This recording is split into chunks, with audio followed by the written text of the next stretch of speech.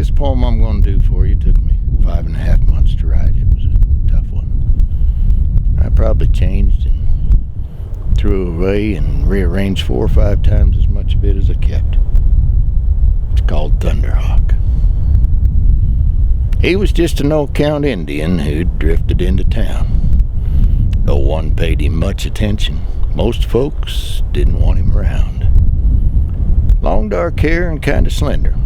Rather handsome on the whole. With eyes as old as time itself. That seemed to search your soul. He bought a place out in the country. Broke some horses now and then. He was fairly long on quiet. Didn't waste time making friends. Seems his mind was sort of haunted, said some folks he'd been around. He'd just get a little crazy now and then and head for town. Go to pouring down hard liquor like it was his only friend. Then he'd simply up and disappear, sometimes for weeks on end. Memories that drove him near insane, old wounds that hadn't healed. Tormented Hawk from deep inside, but never were revealed. Some claimed they'd heard him singing when he thought no one could hear. Gospel songs that plucked the heartstrings with a voice strong and clear. And it put a few to wondering how he knew them hymns so well. When the drunken life he'd lived had surely damned his soul to hell. No one mourned or showed much regret when they learned old Hawk had died. All alone in some dark alley on a cold and dreary night. May have been a lot less worthless, you could hear good church folk say, if he tried to mount to something and not drank himself away.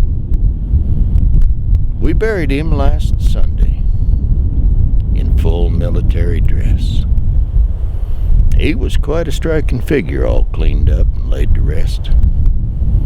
A dozen Special Forces men showed up to bid farewell to the man they'd known as Thunderhawk, who'd served his country well. Townsfolk wondered if this drunkard and that hero were the same. But as those men shared their stories, we all hung our heads in shame. 'Cause a highly decorated man worth knowing was now gone.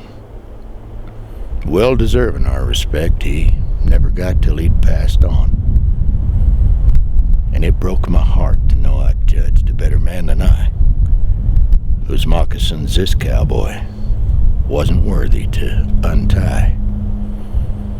So I vowed this stark reminder: I'll not judge how no book's bound. And I'll be a whole lot kinder to the next man I find down.